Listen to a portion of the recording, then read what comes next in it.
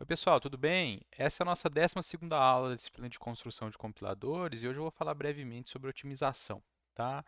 Não é um tema que a gente vai ficar trabalhando muito, porque a otimização que a gente tem na CPRL, ela está feita dentro da CVM, tá bom? Dentro da verdade do montador, né? Do nosso assembler, tá bom? A gente não vai estar preocupado com isso, tá bom? Vamos lá então, né? Então, pessoal, otimização, né? O que que a gente quer? A gente quer melhorar o código de alguma forma. Como? Para tornar ou ele mais rápido, ou seja, menos instruções, mas é lógico, mantendo a semântica, né? Fazendo com que o código gerado, apesar de pequeno, ele faça a mesma coisa do que o código um pouco maior. Ou a gente quer usar menos memória, eu posso ter mais código otimizando a utilização de alguma coisa, de registradores, por exemplo, ou a gente ter os dois objetivos, tanto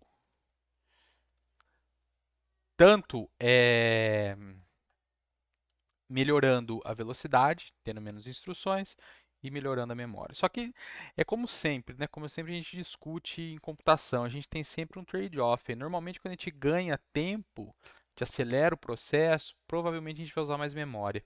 E quando a gente quer uma economia de memória, normalmente a gente vai ter mais código, né? Então, e é dito também, né, que o termo otimização não é um termo muito bom, porque o código gerado é raramente ótimo, né? Porque um nome melhor para esse processo seria melhoramento de código ou código melhorado, mas esse é o termo que se usa, tá? Otimização, tá bom? É, Aqui é a fotinha do William Wolff, ele pesquisador, na verdade, trabalhou por muitos e muitos anos só nessa parte de linguagens, de compiladores e principalmente de otimização. E tem uma falinha dele aqui, mas eu vou falar antes o que está escrito aqui, né, pessoal? Explicar. Quando a gente está lidando com otimização, a gente chama o compilador de compilador otimizador, Optimizing Compiler, porque ele realiza a otimização também, tá?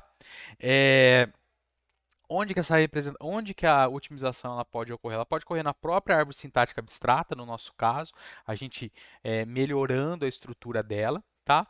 Ou em níveis mais baixos do código, no código de máquina, ou numa outra representação de baixo nível, ou mesmo na representação intermediária, se for outra que não seja a AST. Tá? Como, por exemplo, um código de montagem intermediário, um código de montagem genérico. Né? A gente vai ver uma ferramenta que faz algo desse tipo. A gente pode pensar em otimizações locais versus otimizações globais. A gente está pensando num texto de código local ou no programa inteiro. E otimizações dependentes de máquina versus aí, otimizações independentes de máquina. E o Sr. William aqui ele fala exatamente sobre otimização independente de máquina, que isso é um problema, porque não existe como realizar, não tem como realizar otimização independente de máquina. Por quê?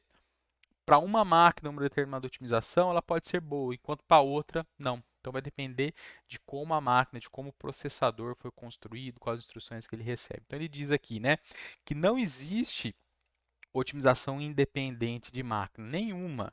As pessoas que usam essa frase não entendem o problema. Existem diversas, né, muitas transformações que preservam a semântica, que melhoram o tamanho do código ou a velocidade para alguma machine, alguma machine, não, para alguma máquina sob certas circunstâncias. Mas essas transformações podem ser pessimizações, pioras, né? Posso piorar o código para outra máquina, tá? Então tem que tomar cuidado com isso. Mas, de novo, isso não é o foco da disciplina. Poderia ter uma disciplina só de otimização. Né? Diretrizes para otimização, pessoal. Faça o correto antes de fazer o que seja rápido. Então, mesmo quando a gente está programando, né, a gente está preocupado em resolver o problema. Depois a gente pensa em melhorar o que a gente escreve. E isso vem de encontro que lá, a melhor fonte de otimização é muitas vezes o programador. Escolher um algoritmo melhor, bubble sort ou quicksort? Quicksort. Ah, eu preciso de um algoritmo de ordenação estável. Bubble sort só que a gente sabe que ele é muito lento. Então a gente pode usar o merge sort, mas merge sort ocupa mais memória. Não é verdade? Profiling para determinar as áreas de código em que a otimização é importante. Profiling, pessoal, é uma coisa que a gente nunca fez. Eu não sei se vocês chegaram a fazer em outras disciplinas, mas no próprio NetBeans em Java ele tem um profiler, né? É uma ferramenta que você abre e ela fica analisando a execução do teu código e ela fica dando estatísticas de quanto que determinado bloco demora, quanto que um algoritmo demora, quanto de processador que ele está ocupando, o que ele está fazendo em memória, né? Então, uma forma de analisar é fazendo profiling. E reescrever código crítico em linguagem assembly. Aí vai depender muito da linguagem, né? Linguagem C, você vai ter uma certa gera o código montado e você reescreve o que foi o assembly ali, né? Em Java você já não tem muita facilidade em relação a isso, a não ser que você use alguma biblioteca para você lidar com o bytecode diretamente.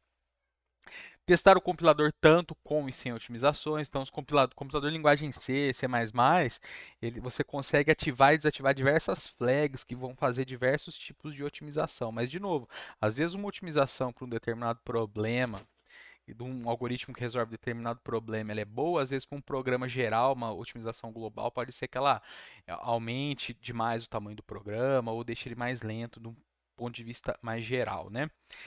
Outra forma é deixar que outra pessoa faça, né? Como usar uma linguagem intermediária de nível médio, que é suportada, que é fornecida pela LLVM. Depois a gente vai ver, não tem nada de máquina virtual, tá, gente? Esse VM não é de virtual machine, não, tá? Depois eu vou falar rapidinho do LLVM. E... Ah lá, outra coisa importante, às vezes, na hora que a gente está desenvolvendo, principalmente sistemas grandes, o mais importante é você ter um compilador rápido do que o código em si, que executa de forma absurdamente rápida, né? Porque a gente provavelmente não vai conseguir isso. Um exemplo disso que eu posso citar para vocês é aquela minha apostila de, de construção de algoritmos. Aquela apostila demora quase meia hora para ser compilada. Olha só o absurdo. Eu tenho uma máquina bem potente aqui, uso ela diariamente e ela demora quase meia hora para ser processada, porque o LaTeX tem que ficar verificando um monte de coisas e aquilo acaba demorando e provavelmente deve ter uma forma mais rápida de fazer, né? Mas como é um software que vem sendo usado, vem sendo mantido há muito tempo, às vezes algumas coisas ficaram meio que para trás. Mas eu não sei exatamente qual que é o problema, tá? Agora, pessoal, falando da LLVM, né? É como se LLVM Compiler Infrastructure, vocês estão vendo aqui, é um conjunto de ferramentas, na verdade, que vai prover a quem está construindo, quem está criando um compilador, uma maneira, uma linguagem intermediária em que você vai traduzir o teu código-fonte da linguagem que você está projetando para a LLVM e aí, a partir dela, ela gera código de máquina para a máquina específica, né? Então, para um x86, para um MIPS, para um ARM, etc. Tudo bem? Essa que é a ideia da LLVM, a gente não vai usar, né? Porque a gente mesmo está fazendo nossas coisas, porque o nosso compilador é um compilador didático, não é um compilador comercial, né? Então, problemas da otimização de código. Na maioria das vezes é difícil melhorar a complexidade do algoritmo, às vezes você não tem como sair daquilo lá, né? E os compiladores precisam suportar uma variedade de objetivos conflitantes. Então, custo da implementação do compilador. Aí eu quero um compilador super otimizado, que faça uma otimização absurda no código, que realize todos os tipos de otimização. Vai demorar para desenvolver, vai demorar para testar. Vale a pena? Tem que achar um meio termo, né? Cronograma de implementação. Inserir essa implementação do compilador dentro do cronograma. Vou lançar uma versão nova do compilador e eu quero realizar diversas otimizações, mas isso não vai dar tempo ou vai demorar muito para sair essa nova versão. Será que vale a pena, né? Tempo de compilação. De novo, muita otimização aumenta o tempo de compilação, porque a gente tem que ficar reprocessando o que já foi traduzido para melhorar aquilo, né? Performance em tempo de execução. A gente quer otimizar para acelerar o programa. Mas, de novo, vale a pena otimizar muito para acelerar o programa, sendo que eu vou demorar para implementar, demorar para construir o compilador, demorar para testar, né? E o tamanho do código objeto que vai ser gerado, que vai depender da otimização também. Sobrecarga de otimização do compilador, que eu acabei de comentar agora há pouco. Fazer otimização implica em trabalho extra. O programa, o compilador, tem que trabalhar mais, né? Uma otimização completa de um programa consome tempo e, na maioria das vezes, é difícil ou impraticável. Então, normalmente, a gente está preocupado em otimizações em pedaços específicos, tá certo? Assuntos comuns relacionados à otimização. Então, 5 pontos aqui, né? Utilize o caso comum, mesmo à custa de um caminho lento. Então, faz a otimização comum, mesmo que ela demore para ser feita, demore para ser executada pelo compilador. Não é meio que assim, não inventa moda, né? Não invente moda. Menos código usualmente resulta em execução mais rápida. e pode diminuir o custo de sistemas embarcados. Então, vejam, se eu tenho menos código, eu preciso de menos memória para armazenar e eu vou executar menos coisas, e então eu tenho uma economia de energia. Então, de energia mesmo, né? De energia elétrica, estou querendo dizer, né? Tem uma eficiência energética maior. Então, se eu tenho um processo de compilação que gera menos código semanticamente equivalente ao que eu tenho, então isso é bom porque eu vou ocupar menos memória, eu vou ocupar menos tempo de processamento. Explorar a hierarquia de memória da máquina, né? Então, primeiro se você opta em lidar com registradores, depois com memória cache, depois com memória principal e por fim você vai lidar com disco, né? Isso aqui a gente aprende até no técnico, né? A velocidade, né? Registradores é o mais rápido, cache é o segundo mais rápido, depois memória principal, depois memórias secundárias. Paralelização permite que múltiplas computações aconteçam em paralelo. Então, emitir instruções para diversos núcleos. E a gente sabe também, vocês devem ter visto em arquitetura, que o próprio processador, ele existe um paralelismo, a gente chama de paralelismo de instrução, né? Enquanto uma instrução está sendo admitida dentro do processador, já tem instrução lá dentro que está sendo executada, né? Então tem todo aquele pipeline, né, da resolução da instrução, desde a chegada dela até a saída, até o cálculo, até a operação que ela representa ser feita. Então, vocês se lembram disso? Tem bolhas, precisa resolver as bolhas, tem os algoritmos, né, algoritmos de Tomasulo que resolvem esse tipo de coisa, né? Então vocês devem ter estudado isso em arquitetura. Melhoramento de localidade, onde o código e os dados relacionados são armazenados perto, é, per- onde o código e os dados relacionados são armazenados perto um do outro na memória. Então, é muito melhor eu ter dado que o programa lida e as instruções que o programa tem perto da memória, porque eu preciso andar menos dentro da memória para encontrar esses valores. Claro, a memória tem acesso randômico, né? Mas é lógico que a gente acaba ganhando tempo, né? É... Agora, pessoal, a gente vai falar de algumas técnicas de otimização, tá? Então, instruções específicas de máquina. Então, isso aqui, dependendo da máquina, você tem instruções específicas que conseguem realizar determinada tarefa mais rápido do que você ter essa instrução decomposta em mais de uma tarefa, mais de uma instrução. Então, lá, uso de instruções específicas disponíveis no computador-alvo. Então, exemplos: instruções de incremento e decremento ao invés de instruções de adição. Então, ao invés de eu fazer a carga, somar um e armazenar, já tem uma instrução que faz o incremento de uma vez. Já vai lá na região de memória e já faz o incremento, né? Tem processador que fornece isso, tem processador que não fornece. Instruções de movimento de blocos, block move instructions. Eu quero mover dado para lá e para cá, né? Então, às vezes eu tenho uma instrução que faz, eu preciso mover, sei lá, uma quantidade arbitrária de bytes. Eu preciso de cada pedacinho movendo, enquanto vai ter processador que tem instrução que você fornece o intervalo e o deslocamento, ele faz isso automático para vocês, mas já tem uma instrução que ali está implementada em hardware de forma mais rápida, né? Instruções para endereçamento de arrays, instruções de pré ou pós-incremento. Então, tudo isso, pessoal, é fácil de pensar, né? Endereçamento de arrays, né? Então, eu tenho uma instrução específica que eu falo qual que é a posição que eu quero e ela já faz o cálculo internamente lá dentro do processador para encontrar determinada posição do array, ao invés de ter que fazer isso manualmente, instrução por instrução.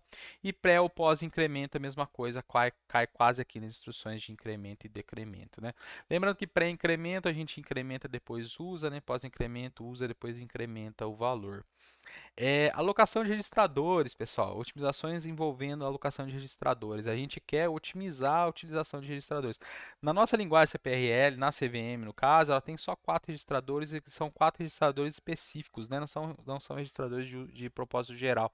A gente não lida muito diretamente com eles, mas se a gente for lidar com o processador de verdade, vamos dizer assim, normalmente a gente vai ter registradores de propósito geral que a gente vai poder gravar e ler dado deles, né?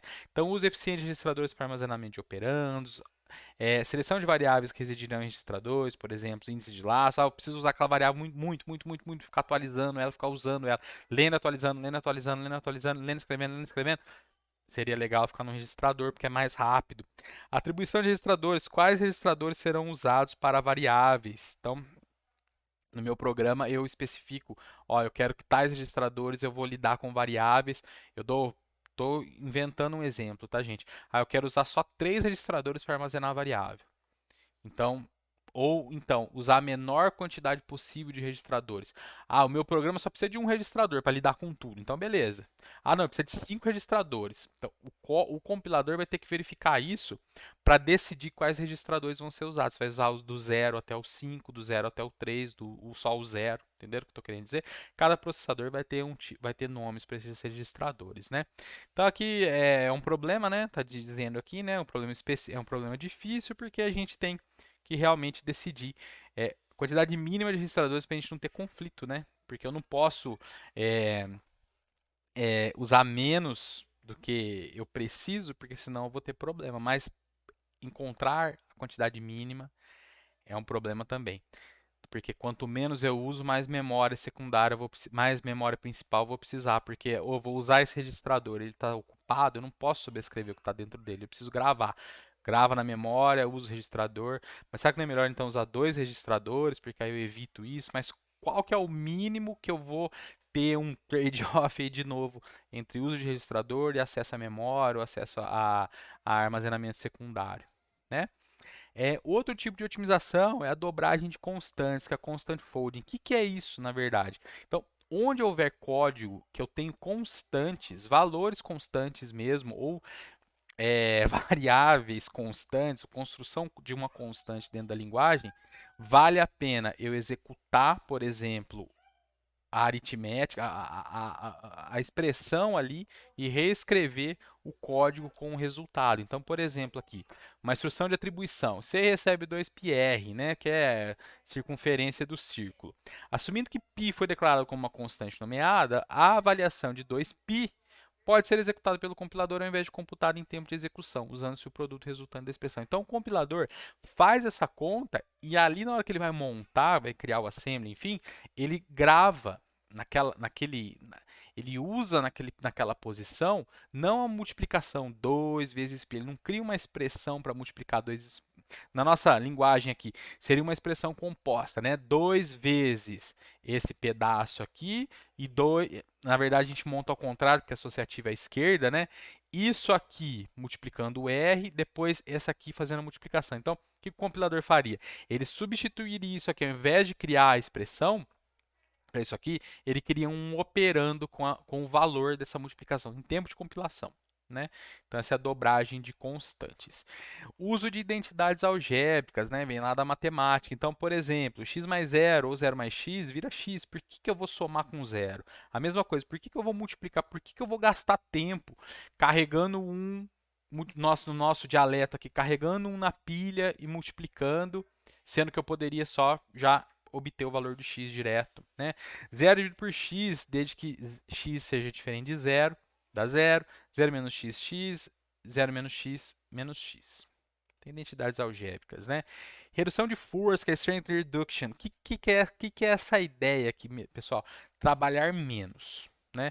Então, substituição de operações por operações mais simples ou mais eficientes. O uso de instruções específicas de máquina pode ser considerado uma forma de redução de força. Então, lembra lá? Eu tenho uma instrução para fazer incremento. Então, usa ela. Eu vou trabalhar menos, o processador trabalha menos, ele gasta menos energia, né? Então, exemplos. Olha lá, ó. I igual a I mais 1. Isso aqui é um incremento. Então, incremento I. I vezes 2 ou 2 vezes I. A operação de multiplicação ela é mais custosa do que uma operação de adição. Então, ao invés, eu sei que é 2 aqui, é só somar o i com 2 vezes, né? Agora, pessoal, bit shifting, isso aqui eu acho que não sei se vocês chegaram a ver em outras disciplinas, eu vou explicar rapidinho. Então, x dividido por 8 é a mesma coisa que deslocar os bits de x 3 casas para a direita. O operador é o maior maior. Esse aqui é o right shift. Como que funciona isso aqui? Antes de falar disso aqui, vamos falar esse último aqui.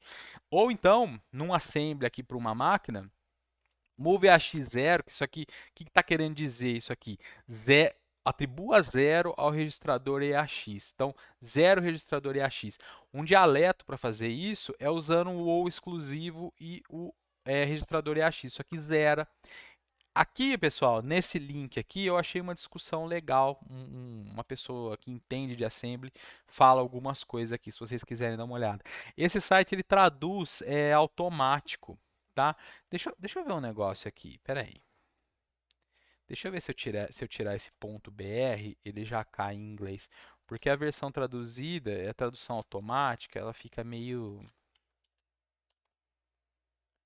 Não, é .com.br mesmo.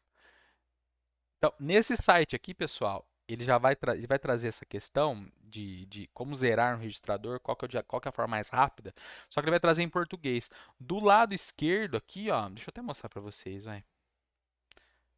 Aqui, ó, vocês cliquem aqui, ele vai mostrar em inglês, tá certo? Esse site aqui é um site meio esquisito, é meio, olha lá, clica aqui, ele traz o texto em inglês. Aqui em específico, ele fala sobre o Shore aqui, tá? Quem quiser dar uma olhada, tá bom? Mas não é obrigatório não, tá? É só se tiver curiosidade mesmo. Vamos falar do Shift, né? Rapidinho. O que é o bit shift, né, pessoal? É fazer o deslocamento de bits. Vamos pôr um pretinho aqui. Um exemplo lá, né, era x dividido por 8, né? O operando da direita pode ser tanto multiplicação quanto divisão, ele tem que ser uma potência de 2 para isso aqui funcionar, entre aspas, tá? Então vamos pegar aqui, por exemplo, vamos pegar 24 dividido por 8. 24 dividido por 8. O 24 seria o x lá do exemplo, tá? 24 dividido por 8. Corresponde, é a mesma coisa. Ao invés de eu fazer a divisão, eu posso fazer o bit shift disso aqui, que vai ser 24 e um shift para a direita, estou deslocando para a direita, 3 casas. Por que 3 casas? Porque 8 é 2 elevado ao cubo. Então, esse 3 daqui é o que vai aqui.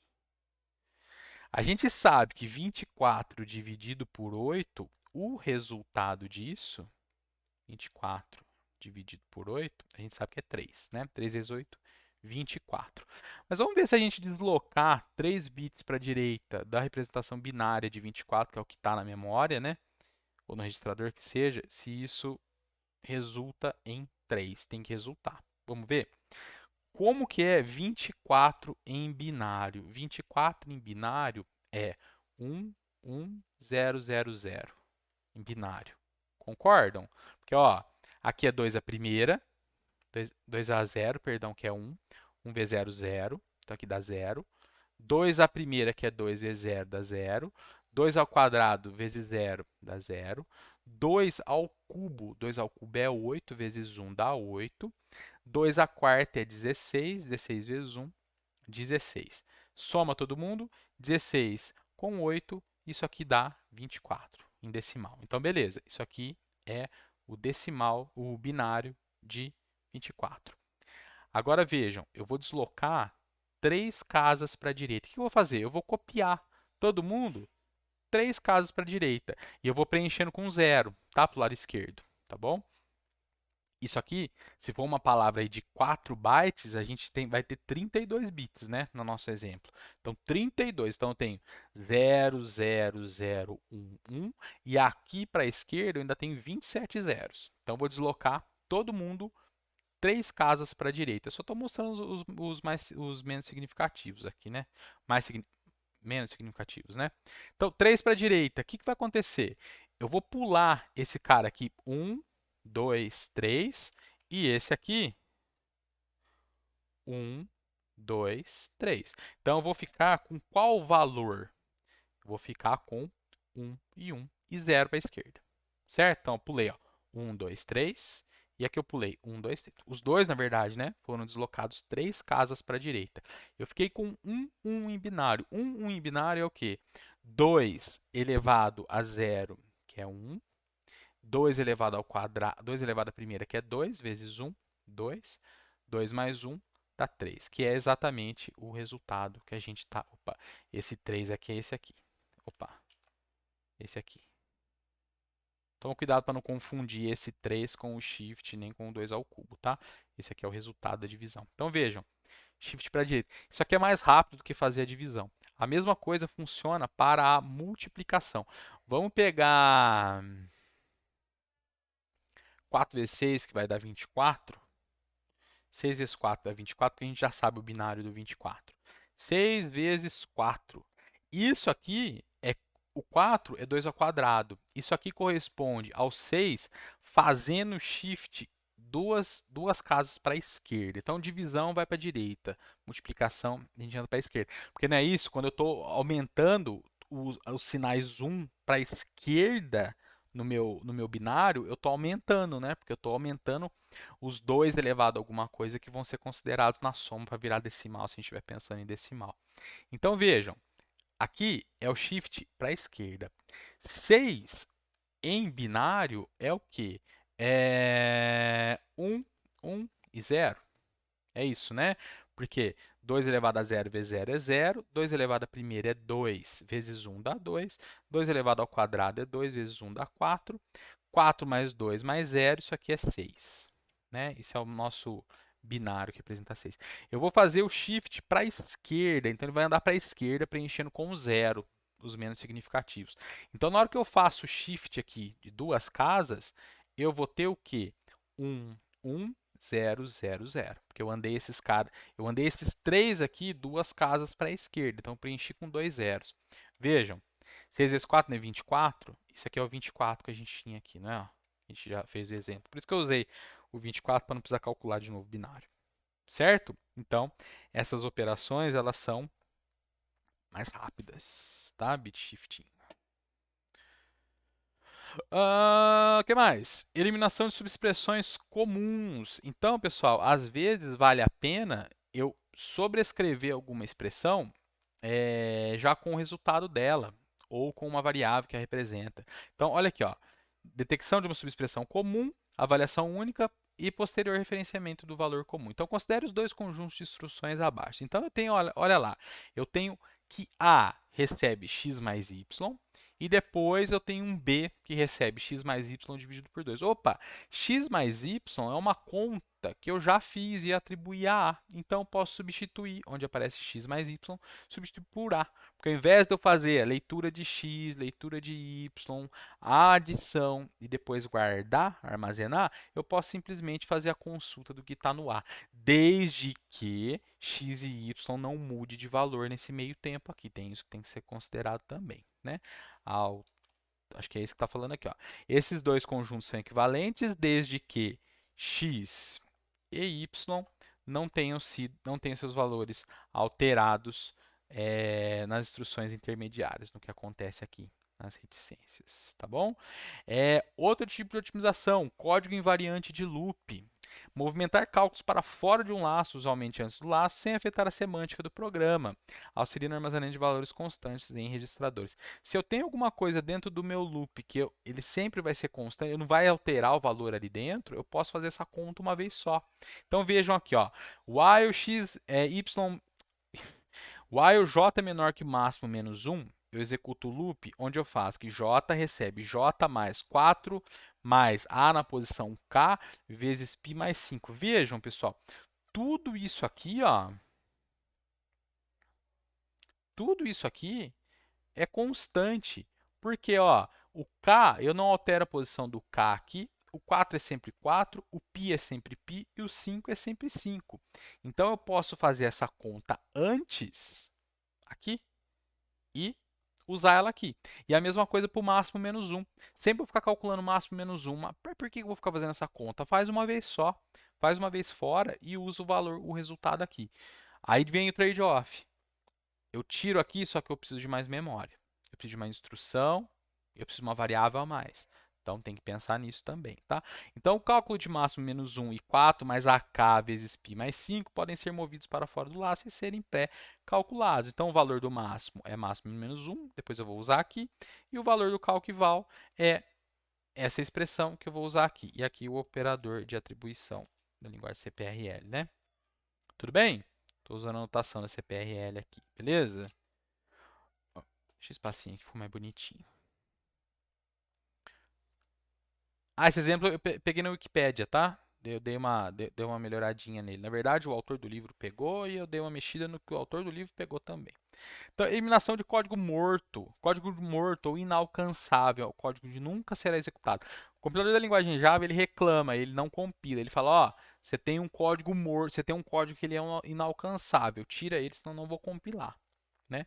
O que é isso? Código em Java é seguir e prover feedback de depuração baseado no valor de uma variável booleana.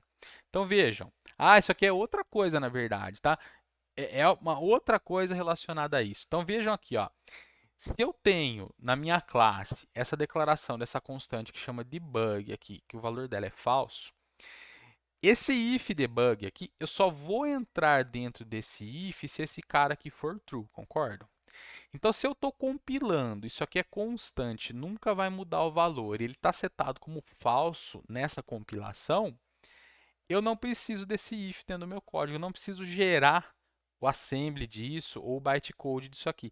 Então, eu elimino. O compilador corta isso aqui, ele não interpreta.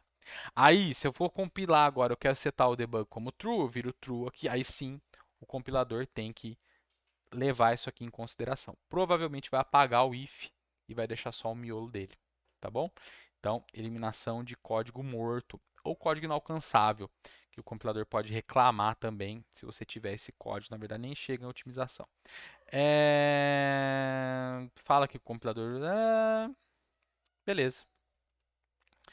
Agora, acho que é a última otimização, peephole. O que é isso? Peephole em inglês é o olho mágico. Sabe aquele olho mágico que não sei se hoje em dia usa isso ainda, mas na casa da minha avó, na casa da minha tia tinha isso. Na porta tem o olho mágico, você olha quem está na tua porta batendo, ou tocando a campainha, ou tocando interfone. A gente tem câmera, né? Seria a câmera do porteiro eletrônico, por exemplo, né? Então, é aplicado ao código gerado para a máquina-alvo ou alguma representação intermediária de baixo nível. O que é isso? Ele olha à frente, ele olha o que tem para frente no código. Vamos manter a formatação aqui, ó, e ver o que pode ser feito. Analisar uma pequena sequência de instruções por vez, o peephole, buscando por possíveis melhorias de performance. O peephole pode ser entendido como uma pequena janela no código gerado. Então, veja só. Eliminação de loads e stores redundantes. Estou fazendo load a mais, não precisa. Tem um load ali que não precisava estar ali, porque eu já fiz ele uma vez e eu não preciso ficar fazendo de novo, porque o valor não mudou. Né? Substituição de instruções de desvio por outras instruções de desvio, melhorar o branching do código, para não ficar fazendo muito desvio à toa. As identidades algébricas e redução de força podem ser mais facilmente detectadas no código da máquina-alvo. Então é melhor eu ter o assembly para verificar isso, olhar o assembly e ver se dá para mexer. Então olha só, o exemplo, né? Código-fonte. A gente tem um loop, as instruções do loop, coisas que vieram antes dele, e aí a gente tem um exit aqui. Deixa eu pular umas linhas aqui para ficar mais organizadinho, mais bonitinho. Então, olha só. Isso aqui, pessoal, é exatamente a instrução de saída, porque vai executar a comparação. Se for maior que zero, ele dá o branch para L5, que é para fora. Né? Se não for, ele volta. Ele volta aqui para o L4, não é isso? Ó, é um desvio incondicional, volta para cá. Ó. Então, ao invés de eu fazer BGL5 e BRL4, eu executo uma vez só e aí eu já faço a mudança. Tanto é que o emit branch leva isso aqui em consideração na nossa geração de código. É uma melhoria, né? Tá otimizado lá. Vejam, ao invés de eu fazer tentar fazer um desvio, se ele der ok, desvia. Se não der, eu vou fazer um desvio incondicional, eu faço uma coisa só. Ou eu dou o BLE para L4, se for menor ou igual a zero, eu volto, certo? Se a comparação for menor ou igual a zero, ou seja, se isso aqui for falso, ou então eu continuo a execução. Então, esse BLE ficaria aqui e eu continuaria a execução a partir daqui. Tudo bem, gente? Essa é a ideia, tá? Na CPRL, pessoal, algumas otimizações na árvore sintática abstrata. Se a gente quisesse melhorar as otimizações, fazer otimização no tempo de compilação, né? A ideia seria parecida do check constraints e do emit. A gente adicionaria um método chamando optimize, que a gente modificaria alguma coisa na árvore sintática abstrata depois dela montada. Né? A gente precisa de uma referência ao NumPy, né? Para simplificar algumas otimizações. Aí algumas coisas, isso aqui eu já falei algumas vezes, né? O Assembler CVM executa algumas otimizações usando a abordagem do peephole, incluindo, olha só, deixei essa parte em inglês aqui do original. Acabei de tirar. Redução, pessoal, eu já falei isso várias vezes, né? Eu estou pegando o material do autor do livro, traduzindo e melhorando, tá? Então aqui, ó, percebam que é, é exatamente a mesma coisa, só que traduzindo, né, para o português. Então, redução de desvio, mostrar no slide anterior que a gente faz nos emit branch, lá ao invés de implementar na mão as instruções de desvio. Dobragem de constantes é feito na CVM. Redução de força usando o INC DEC onde for possível, ou seja, onde eu estou fazendo estou atribuindo a variável ela mais 1 ou ela menos 1, troca para INC DEC, instruções do. Vou colocar aqui que a gente está seguindo padrão em maiúsculo, né? E outro exemplo de redução de força usando deslocamentos, o shift que eu mostrei para vocês no desenho, para a esquerda ou para a direita, ao invés de multiplicar ou dividir por potências de 2 onde for possível. Lembra, estou fazendo shift para a esquerda, eu estou multiplicando por potência de 2. Estou fazendo shift para a direita, eu estou dividindo por potências de 2, tá bom? E pensem também, é divisão inteira, né? A gente corta, não tem a parte decimal, não tem. Então, os uns que vão sobrando e vão sendo descartados para a direita na divisão, não tem problema, porque eles representariam o resto, né? Então, acho que é isso, pessoal. Essa então foi a aula de otimização. É mais para vocês terem uma ideia das coisas que existem, né? Pelo menos da parte mais básica possível, tá bom? E saber que na CVM, no nosso projeto, essas otimizações já são feitas na CVM, tá certo? No montador e na máquina virtual. Beleza, gente? Então é isso aí. Falou e logo a gente termina a disciplina com as nossas últimas ou nossa última? Deixa eu ver. A gente vai ter mais duas aulas, a 13 e a 14. Tudo bem, pessoal? Que vão gerar um projeto só. Beleza, gente? Falou, valeu e até mais.